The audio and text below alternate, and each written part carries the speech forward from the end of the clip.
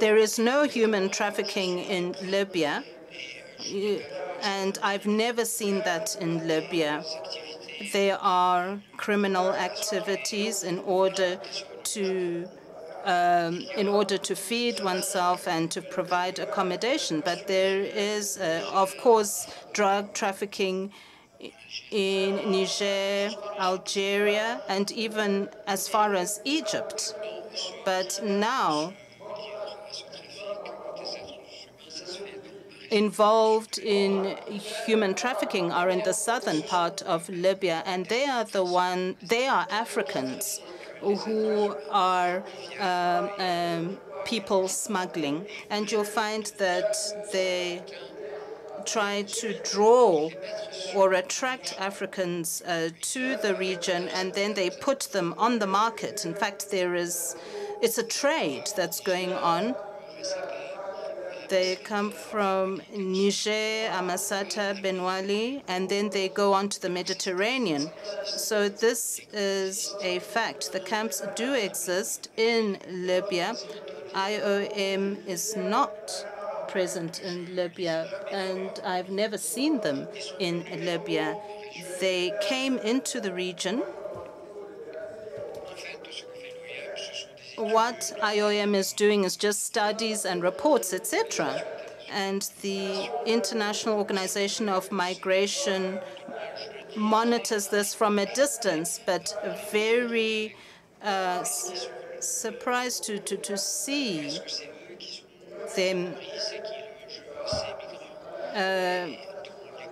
without them coming into the country. For instance, you have camps, and you'll find that there are militia there. Thank you, Chair. I think we need to move forward, colleagues. If we're saying today that there is Boko Haram in Cameroon, I'm not going to deny it because it's a reality. We have never accused the Libyan authorities, first of all, but this is taking place around the Libyan territory. The port of embarkation is on Libyan territory. So Madame said it, we need to find out who are these people who are carrying out this trade. Nobody has accused Libya as a state, but it's on Libyan territory. But of course, there are newspapers, and I don't believe everything I read in the newspapers. Yes, there is a Libyan crisis, and you'll find that there are countries who came into Libya to find their nationals. And of course, we cannot say that's not true. Mali, Senegal, Cote d'Ivoire, it is a reality. We are trying to find ways and means of bringing out our populations. You have just, yes, I met your prime minister who said that the conditions made it impossible for them. This was just after the Cote d'Ivoire summit. The Pan-African Parliament and discussed this, and they had said that the security situation didn't make it possible. But unfortunately, the Libs respond to the official letter that we sent to them. And if people go and there is an incident, and then I say to you that this is an issue, and your delegation received a letter from me asking the Libyan authorities to authorize a mission by the Pan-African Parliament. So we're not accusing anyone at all. I just wanted to clarify that point. Now, I give the floor to Honorable Abdul Nazar Lamdas from Nigeria. Thank you, Mr. President. The list of speakers. Then you're going to speak after Honorable Abdul Azak. This is the list I have. Thank you, Mr. President, for giving me the floor so that I can make my contribution. First, I say that migration is as old as human existence. We have what is categorized as rural migration, rural-urban migration, urban-rural migration, urban-urban migration, intracontinental migration, and intercontinental migration. What we are concerned with, Mr. President, is about illegal migration, or these two intra and intercontinental migrations that have been cause for concern. First, the increase in population in Africa is one of the major issues that has also affected migration. In Nigeria alone, my country, officially we are over 200 million people. And the major population is between 18 to 35, that is the working population. And most of these people, who form over 70% of this 200 million population, most of them are out of jobs. There is high level of poverty, and which is more reasons why people migrate from Nigeria or other African countries to the other. Mr. Jason Tobe, in his lecture, has just mentioned that over $600 billion have been plucked back by people in diaspora to reinvest in Africa. However, he has not stated how much the intra-migration has been able to generate in order to increase their population. That I would like him to mention. Mr. President, we have issues particularly of trafficking.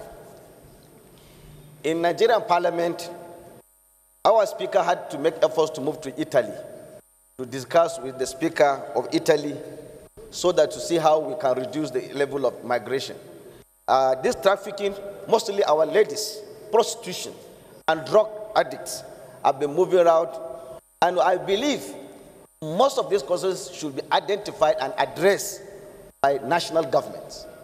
If African government, each African government, able to handle the issue of poverty, create employment for their citizens, make condition life very comfortable, we will have serious reduction of migration from Africa to other parts of the world. Because most of these people who migrate is to look for greener pasture.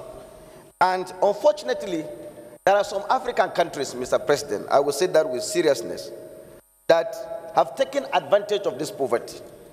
And then our people have been enslaved. Just as you say, Mr. President, we are not accusing any government. I'm not accusing Libyan government for particular, like one of the parliamentarians has just addressed.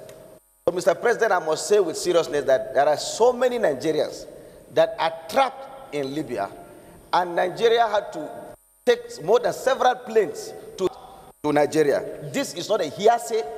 This is not social media. This is factual. And this is what I've seen.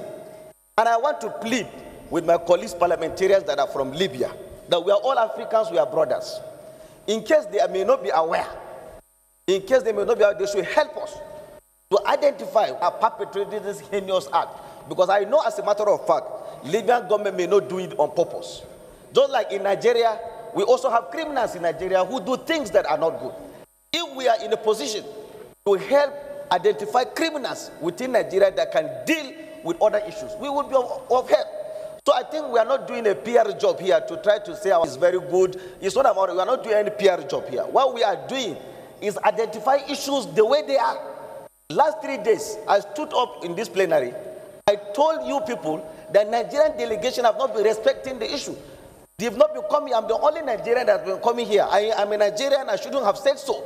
But the truth is that we must face realities and tell people when they are wrong. We must tell people when they are right.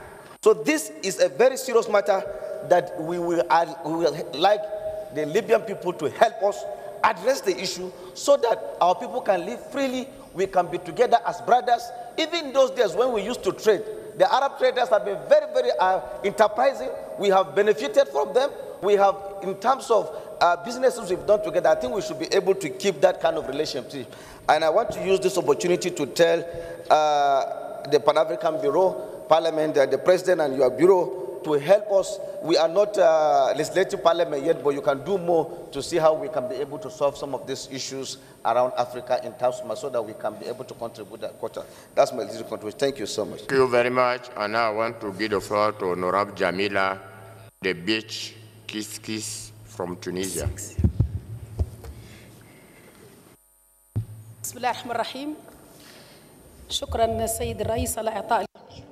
Thank you, Chairman. Thank you for giving me the floor. First of all, I'd like to make a comment. Here, we are not trying to have collective responsibility. Everyone knows that the Arab countries are making a lot of effort in order to find a solution to this issue of migration. Everyone also knows that Libya is a country that is open to all African and the countries, and you'll find that there has been conflict between the political factions. And this is a collective effort. This is a matter that is of interest to everyone. And this is why, Mr. President, that we need to find joint solutions. And we condemn the shameful and inhumane behavior, whatever the country or region or government. The issue of migration, Mr. President, has one cause, and everything arises out of that. And the main cause, the first cause, countries of the West coming into the African continent in order to take its resources, and all of this has led to corruption and the lack of economic growth. And this all arises out of that reality. And this is why, Mr. President, I believe that we need to work together on this African continent and assume our responsibilities, because once again, this is a responsibility that is that of the entire continent. We need to find strategic solutions with our European partners. And I just wanted to go to a different issue. The strategic solutions will be found by international organizations, and parliaments play an important role in finding a solution to the migrant crisis. And I'd also want to speak about human rights, migrants, and refugees. And these are rights that are often violated, especially when it comes to children and women who are migrants, pregnant women who face an extremely difficult situation. They face the risk of death, and they have to drop out of school. They live in precarious conditions with racial discrimination on the basis of the color, and they face slavery, as well as abduction, etc. And these types of human rights violations of our citizens amongst our citizens is unacceptable. And I'd like to launch an appeal to all the members of the Pan-African Parliament to assume their role in defending these migrants, all these individuals that are living in impossible conditions, that all governments, international organizations, IOM, UNHCR, WHO, the Red Cross, and all international organizations and intergovernmental organizations need to work together to defend the human rights of these people. In Tunisia, I have fought to ensure that we set up a national strategy on migration, and it is currently being prepared and is going to be adopted in the next few days by the Council of Ministers. And we also need to establish a law against racial discrimination, as well as against or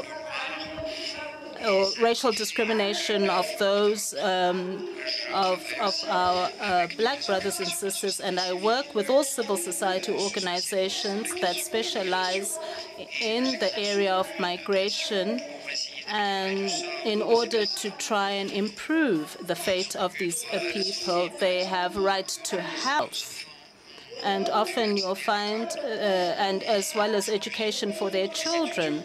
And today, the students from sub-Saharan Africa can work with civil society, and I have met with them several times. And this is why I call upon all my colleagues to try and find a solution to this problem, because it's not just a Tunisian problem, but is of concern to the countries of origin. Mr. President, I think that to ensure a minimum when it comes to the human rights of these migrants by setting up an African strategy in order to bring an end to this crisis. Thank you.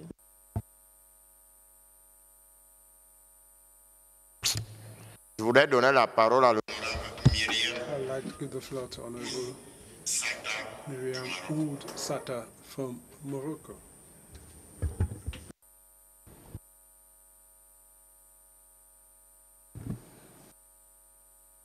Monsieur le Président, honorable Mr. President, honorable members, we are discussing migration, and it is important to recall that Morocco is the first country in Africa in the reintegration policy that has enabled more than 90,000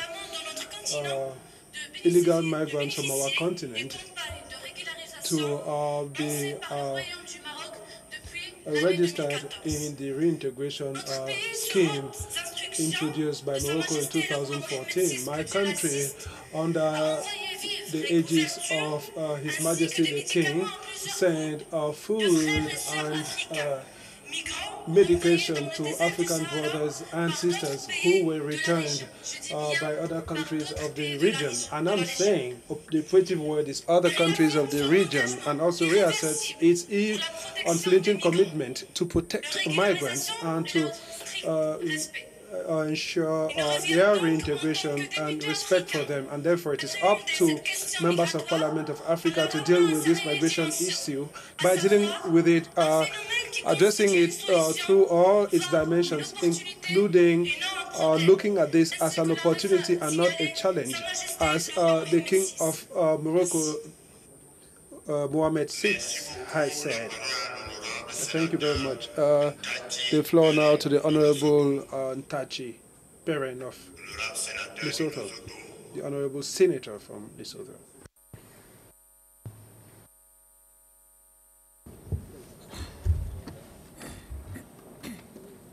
Mr. President, thank you very much for giving me the floor.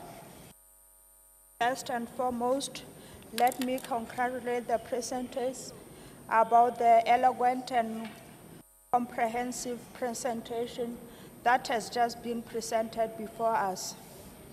Honorable members, migration is very, very important if it is well managed, and it can benefit the whole continent.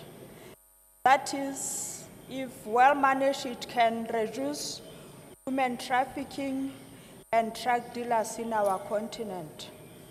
We therefore need regional cooperation between member states to smooth the process.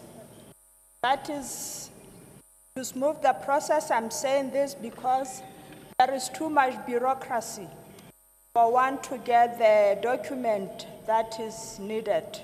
And as a result, people do not follow the process, or they bypass the process. And this is the problem, because most of the time they get deported. For instance, in my country, Lesotho and South Africa, our one and only neighbors. There are many factors that influences migration. There are unemployment, inequality, and poverty. For instance, in my country, unemployment, let's be precise. This is because since the early 1990s, the number of Basotho men working as migrant laborers in South Africa mines has declined drastically over the years 1987, and therefore causing a dramatic drop in remittance and a consequent increase in poverty among the households dependent on such incomes for their living. Again, as a result of unemployment, people are likely to move from their own countries to other countries to seek green pastures. For instance, we lose nurses and doctors who also like to go abroad to seek green pastures. And this hit us very bad to our health systems. The other problem is education. Education, one has to go through the process of getting the study permit to study in South Africa. And once again, it's a problem because there is also the red tape, the bureaucracy. And they also bypass the process. And this is also the problem. Once again, let me thank the presenters about the recommendations and hope that we will implement them. For their key presentations on immigration or migration and irregular migration. I'm talking about which, including the exodus or the migration, the causes, the wheres and the wherefores. Libya is the first victim of this illegal trafficking. It is a transit country and a destination country. We have several illegal migrants who come to Libya without any documentation. Several of them die in Libya in their attempt to cross the desert. They are afflicted by illness, by drought, aridity, the lack of water, and as I said, there are people who die on boats, and sometimes these people are undocumented. We have challenges to either send them back to their home countries or to know what is their identity. And among the drivers of such migration, we have indeed mentioned the African continent by and large, which is teeming with resources, commodities. However, these resources are grabbed, and therefore we have a migration of our natural resources as well as our human resources, while others are exploiting our resources. And in Africa, then, there is, with all these resources, we should have good governance to properly harness our resources. We must be united as Africans, and I underscore as Africans, to cooperate with international organizations so as to ensure the implementation of laws and international instruments that govern this migration. Thank you, Mr. President. Merci beaucoup. Distinguished member, I believe your statement is clear. It is said that Libya is a victim as a result of its geographical location. It is a bit of an exit. No one has ever said that Libya is a driver of migration, but its location explains why Libya's name comes up when we are discussing migration, because what of embarkation of these migrants, it is Libya, and I believe Libya is a victim of organized cross-border crime, and that is why arrests are made on Libyan territory. It is said that they were arrested in Libya, but it is not. These arrests are not made by Libya, and it is this group of criminals who are operating on Libyan soil and who are indulging in this shady activity. And let me recall to the honorable members of parliament that once we are sitting here, we are members of the Pan-African Parliament, and we must, advocate common causes rather than peculiar ones. I said that I have dispatched a team to Libya, and if the clerk can find resources to field missions to Spain, to Italy, to Portugal, to Greece, to see exactly what is the state of play, what is what are the living conditions of Africans in those, I don't want to say they are concentration camps, but what you call, reception centers. Really, if the clerk can find the resources, it would be good. The issue here is we have good ideas, but how do we translate this into action? Because 5 persons going to Italy has a cost, or 5 people going to Spain, to Lampedusa in Italy, you need a minimum of 5 persons. So before the next session, really, if we could have the resources to undertake this mission, it would be helpful, because increasingly we have fewer inspection missions so that we can get to see firsthand what we are saying. And all what we are saying here would be worthless if we do not go on the ground to have a firsthand observation. The Honorable Lumumba said that we have a situation that is cropping up in the DRC, and we should have gone there firsthand to make our own assessment. We're here making endless speeches saying that things are not going right. These are pious wishes, and I hope that the Secretariat is taking good note, because this would be a response we would have to provide at the next session. So I would also approach the various caucuses to designate members to attend those missions. I'll give the floor now to the third Vice President, who is the last on my list of speakers. Thank you, Honorable President, distinguished colleagues, dear brothers and sisters. As the President said, today we are 1.2 billion citizens of Africa. We are sitting here to defend Africa. We are not here to talk about what is happening in our countries, because talking about Libya has played a critical role in Africa. When it was stable, it played an economic part. It made a major contribution to Africa, and that is why today as Africans, we are speaking as Africans. And there are also some countries that played a critical role in Africa, like Algeria, that really,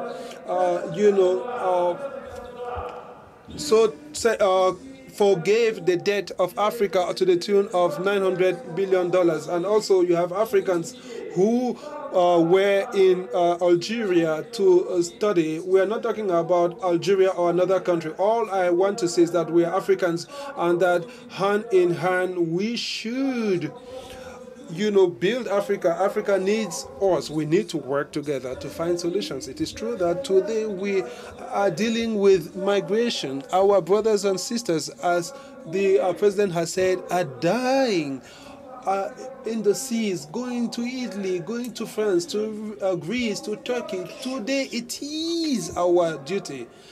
We are representing Africa. We are representing the people of Africa, and therefore today it is our responsibility. We have to find solutions, because today you have, of course, European support, but they are only Europe who benefit from Africa. They get migrant labor, and they make billions on money out of African people. So today as Africans, we must absolutely sit down, put our heads together to find solutions. Each African country is responsible for what is happening. And these are our youth dying, perishing today. We are not here to talk about Libya. Libya is a country that is not stable today. Libya needs stability. Libya needs that we stand with Libya together to defend Libya.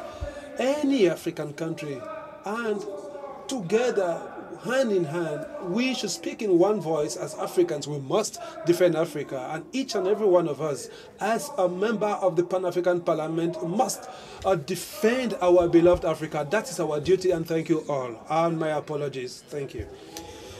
Thank you. The third Vice President is bustling with energy, and would like to thank him. So before giving the floor to the presenters, I have noted that there were many more contributions or comments than questions, and it means that this is an issue which is well mastered by most, if not all, members of parliament, because migration is a topic of concern to all African countries, and this is a common concern to Africa. And to that end, let me say, during the last EU-African Union Summit, there was a motion and the conclusions were crystal clear, and the Honorable Third Vice President has just reminded me that the West makes a lot of money out of migration. If we were giving just 1/3 of that money, and we discussed this with the EU, which is on top of that, let me just tell you this anecdote. When we had to go to Libya on mission, the EU Parliament had rented drones, 16-seater drones, and you see how much resources the EU Parliament is deploying in Africa. Whilst we are sitting here, we can barely go there. So before giving the floor to the presenters, I wish to remind each and every one of you, and this would be the decision going forward, the provisions of Rule 44. There should be no reference to any issue which is pending before the International Court of Justice, the African Court on Human and People's Rights, and which, in the view of the President, may compromise the interests of the parties in litigation, no matter whatsoever. Once that matter is being dealt with by an international body, please avoid any discussions, because it may be divisive. We are representing the African people, and we must deal with matters that are of common interest to the African people. Now I'll give the floor to the presenters. If they have any replies to provide, please do so. Mr. Jason, please. 1 minute. You have 3 minutes to respond. I'll try to attempt to go through it in 3 minutes. Thank you very much, members of Parliament, for the passion, certainly, and for all the questions and the remarks. I absolutely concur that it's the developmental deficits that we find and that were discussed here that are certainly the drivers, and we do certainly have to look at root causes. We all know that, and as the President had said, I think we're well versed as members of Parliament with these issues. One thing that I would like to also mention, as there was some focus, and of course the focus with the media and all of the migration is looking at that North African migration to Europe. Let me just make a mention that yes, this predominates the news cycle, but the migration aspects and the issues and the deaths of people is not just a North African to Europe aspect. This happens across common borders in Southern Africa, Eastern Africa, West Africa, Central Africa, and North. This is not something that is new. This has been happening for decades, if not centuries. So that is just something to say. One of the areas that was touched upon was the role of IOM within this response. What I can say is IOM is a multilateral agency working through the United Nations, and certainly as member states of the IOM, we provide assistance through policy, cooperation. We do direct response and assistance to the migrants heading through North Africa, as well as looking at fostering dialogue. This is one of the main areas of why you see the Global Compact on Migration coming online and wanting to foster this greater participation. And as I can say, these issues, you can see, it can't just be looking at one nation or this is the problem in one nation. No, it is a problem in which we have to tackle together. So that's just something to say. On the refugee and the asylum aspect, IOM plays more of a movement and resettlement role within the refugee. Refugees and asylum falls to the mandate of the UNHCR. And so the IOM involvement in that space is somewhat limited, but I do take note of the issues of protracted refugee and asylum situations that are happening around the world. And we certainly would not want to see that happening in Africa. I used to work in Southeast Asia with between the borders of Thailand and Myanmar. And one of the things I can say is I was visiting refugee camps in which these camps were established and present for 40 years. You have children being born and growing up in these camps. That's all they know. We should not see that as a norm. We have to counter these types of issues.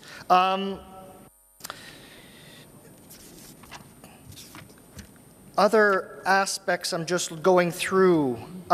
The honourable member from Tanzania raised the aspect of East Africans heading up to the Gulf cooperation countries and some of the issues that are happening in that region.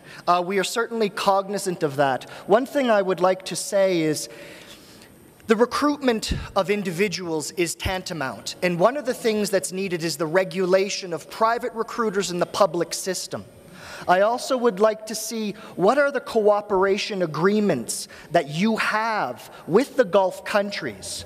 How strong are they? I will be honest that I have reviewed several without making mention of any member state, but I would say that the clauses for the rights and the protections of individuals within these bilateral agreements and MOUs are quite weak, in my opinion. So it is something also to look at the negotiations that you have with the GCC countries in establishing the proper agreements to allow for this, but also regulating your recruitment, trying to find better ways of regulating the recruitment from private entities of your nationals going abroad. An element that I would like to raise, as the member that presented with me made a mention that the PAP was present at the Labour Migration Conference with the AUC in Nairobi, Kenya. One of the things that we had is we had GCC, Gulf Cooperation countries, in attendance at that meeting, and we had a sideline discussions amongst the regional economic communities, the AU, that was the PAP, sorry, that was there, as well as AU members, to look at seeing if we can establish a consultative process between Africa and the Gulf cooperation countries around this issue of labor migration. And it was met rather well by all parties. So it is something that we are looking to push forward with and establish such a consultative process amongst the countries and the regions. I would like to say from the honourable member of Libya, yes, I think we have to counter the narrative, and I certainly agree that media plays a very critical role in this process, and certainly the sensationalization of the migration phenomenon and process does not help. Let us ground ourselves in fact. Let us make sure that we're telling the most appropriate story, the fact-driven story that shows the need and how the solutions can be put forward. Quickly pushing through, also from the honourable member from Libya, as mentioned, the lack of IOM's presence in the country. What I would say is I think what's best is for the permanent mission, as our HQ, our headquarters of IOM is based in Geneva. I would then urge the Libyan counterparts to reach out to the permanent mission in Geneva to have a discussion and dialogue with my principals to see how best we can look and further really ground and assist. I would want to counter and hope not that we are just seen as somebody doing reports and studies. IOM prides itself on being a very actionable agency. Finally, Mr. President, on the honourable member from Nigeria, coming 600 billion on remittances was presented as global figures. What I've found, I've gathered some information for Africa. In 2016, the remittances in Africa was 60.5 billion. For Africa, 60.5 billion just for Africa. 80% of those remittances are going to 5 predominant countries. Those countries are Nigeria, Egypt, Morocco, Algeria, and Ghana. So my message to the floor is, if 80% remittances are only going, and I should stress, these are only formal remittances, not informal. And informal is actually a predominant share of how the remittances are transferred. If only 80% are going to 5 countries, I think we need to look at that. How can we foster and energize the remittances of African migrants abroad back home? On that note, I think I covered everything, perhaps not in 3 minutes, but thank you very much, Mr. President. Merci beaucoup. Thank you indeed, Honorable Grants. To promote the ratification of AU instruments that are very relevant to dealing with the issue of labor migration on the continent, because that is how we can spread out the information to our people. While we're talking about popularizing this information, we ourselves need to be involved in doing these things. And that's why we take time, painstakingly, going through these things, going through the workshops, symposiums, to ensure that the people of Africa deal with the issue of labor migration or migration in general at the continental level. We also talk about to advocate for regional integration of the labor market, because most of the migrants, the labor migrants that go out of the continent, they are skilled people, and they go with their skills to work in other places that could help. If they were working on the continent, they could help improve our own our livelihoods. So we have to work with African Union to develop laws that will improve our continent. It is important for us to do these things. And again, I want to speak a little bit on the issue of refugees. For refugees, there are already legal instruments protecting them. Okay? Under the OAU Convention of 1969, dealing with the specific aspect of refugee problems in Africa, there are laws, there are frameworks that can help deal with issue of refugees. So when the refugees are in the camp, they have durable solutions, options that they can choose to either repatriate, to resettle, or to locally integrate. So as we have these legal instruments protecting refugees, we need the legal instruments as well that will protect our migrants, that will protect labor migration in Africa. That's what we are emphasizing. Mr. President, thank you also for your swift response to the issue of other colleagues trying to attack or place some expressions that will stimulate some anger or annoyance among members of the parliament. Your intervention, your keeping abreast of the issues and timely intervening on dealing with this kind of issue, I think you have the skills to deal with this parliament. Thank you, Mr. President, and thanks to all the colleagues for your contribution. The committee take due notes on this, Mr. President. I want to say that we all, because everything you see here, much more, there are comments to help the committee. So we'll ask that the recommendation be adopted by plenary. Thank you so much. Thank you very much, Mr. Chair. Je mets l'ensemble des exposés au... Now, I would like to put these presentations to the vote, and the recommendations would be, so this is endorsed. Distinguished colleagues, please watch a film, 2-minute film on peace, and at the end of it, the clerk would read out the items on our agenda. So can the AV please load and play that film? Thank you. Est-ce que le film est prêt? Is it ready? Ouais? Ouais. Suivez.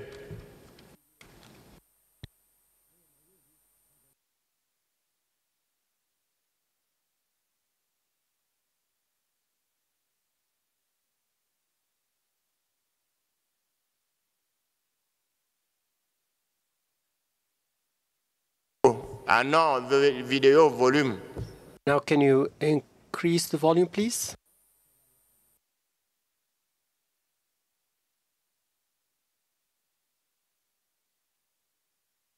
여러분들이 지금 하고 있는 이 모임입니다. 너무나 기대하고 바라고 원했던 일입니다. 간다 할지라도 저 정신적 반갑습니다. 저는 에이타고라필 대표 평화여사자 이만희입니다. 제가 바라고 원하는 이러한 모임이 여러분들이 지금 하고 있는 이 모임입니다. 너무나 기대하고 바라고 원했던 일입니다. 이러한 회의에 참석 못하는 이 사람의 심정 여러분들 아실 것입니다. 하지만은 저는 선약이 있어서 피할 수 없는 그런 입장에서 못 간다 할지라도 저 정신적 영은 여러분들과 함께하고 있음을 여러분들 이해해 주십시오. 대신 우리 에이타와 페일의 가족 두 분을 보냅니다. 뿐만 아니라 그곳에 있는 분도 몇 번 함께 하실 것입니다. 저를 대신해서 여러분들에게 이 고마운 일, 여러분들의 마음을 읽고 감사의 인사를 드릴 것입니다. 저도 물론 여러분에게 감사드립니다. 너무나 기대하고 원하는 일을 여러분들이 지금 하고 있다는 것을 잘 알고 있습니다. 여러분들이 하고 있는 이 일은 세계에 다 공포하고 알릴 것입니다. 이 시대에 태어난 오늘의 우리가 해야 할 일은 바로 이 일입니다.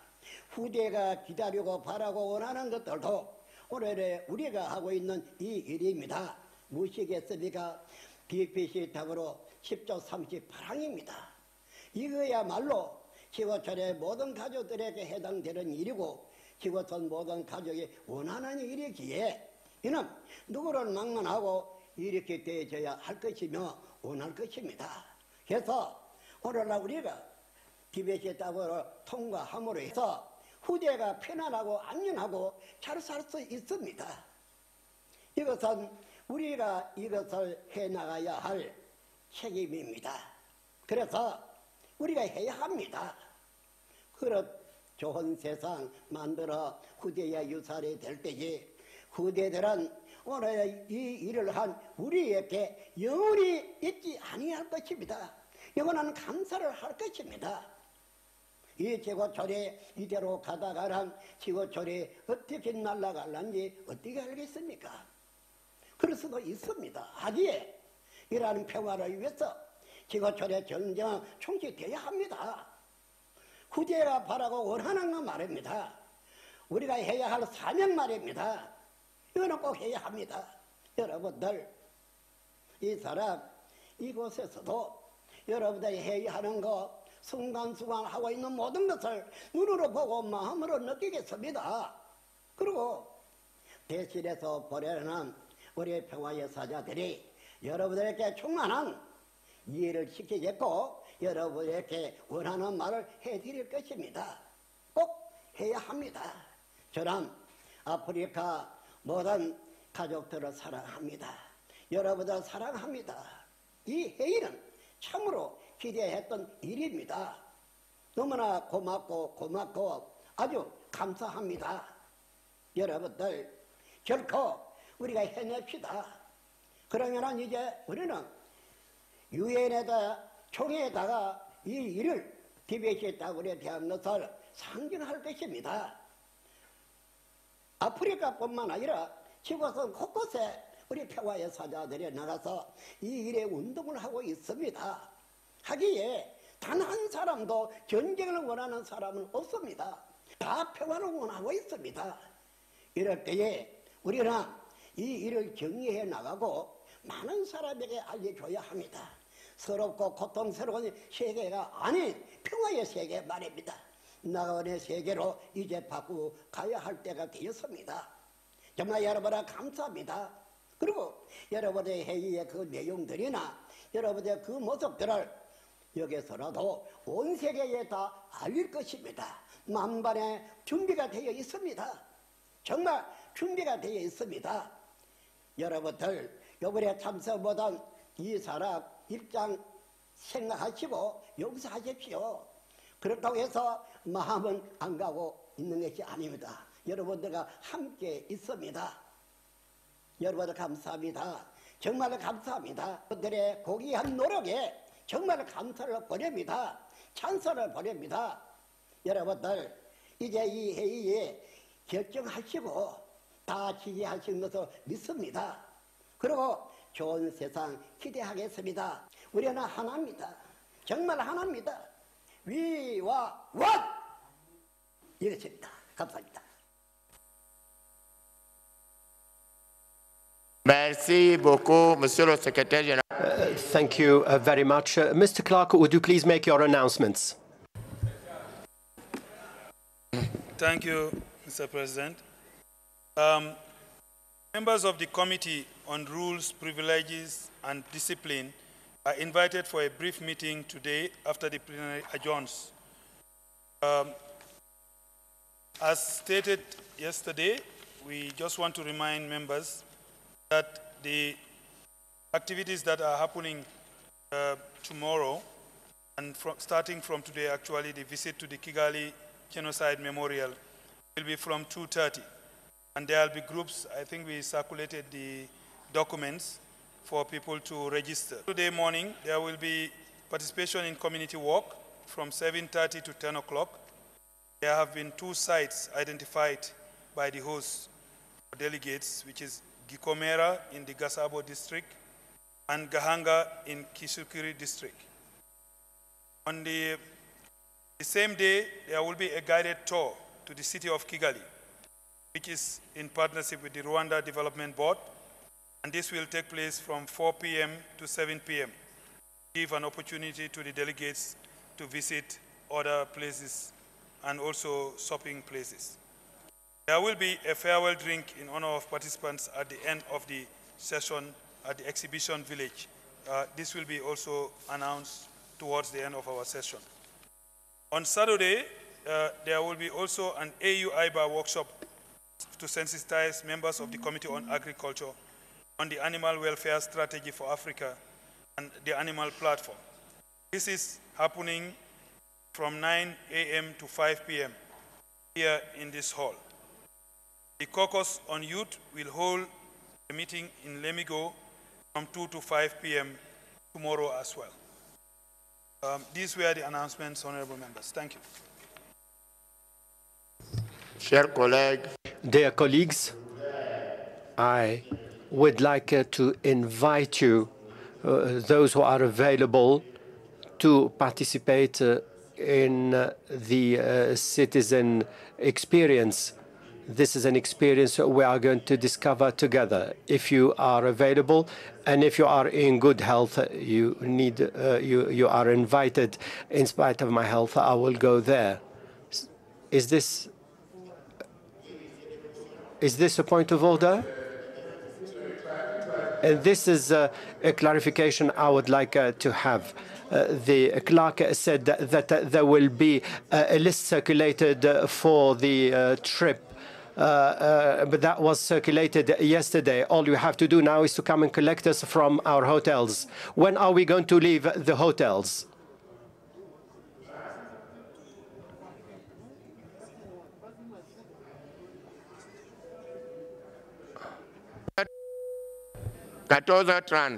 It's 2:30 this afternoon from the hotels.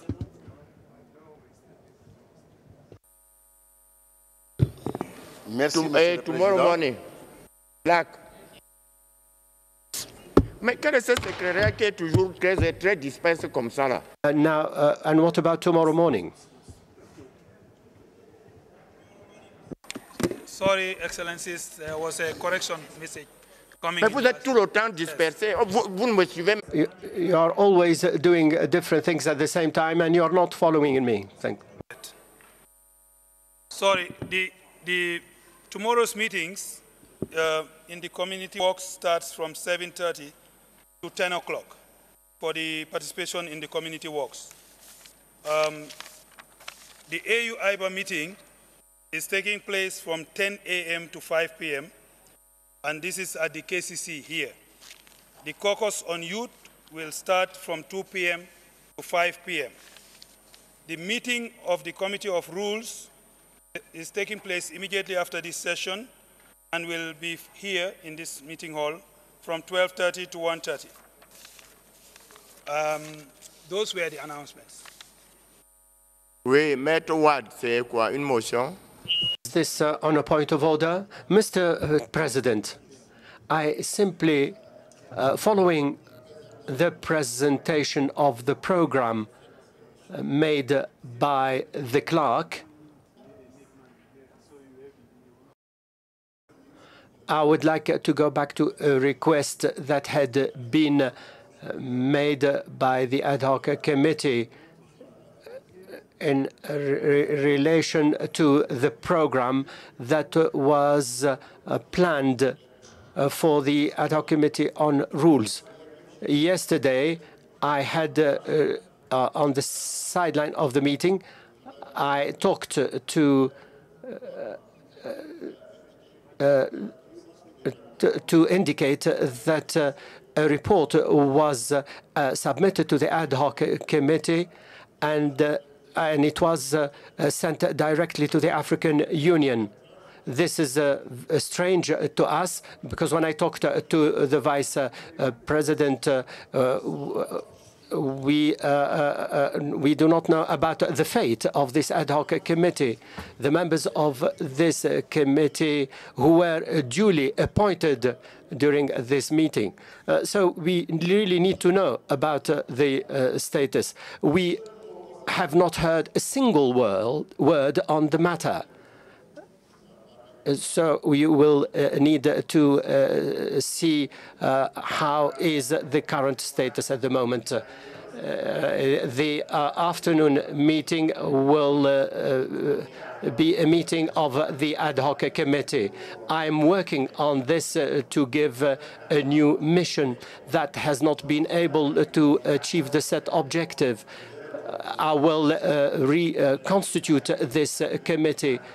Now, as regards the meeting announced, that's the meeting of the Rules Committee. You are a member of that committee and you have to be there. We have completed our agenda and the meeting stands adjourned.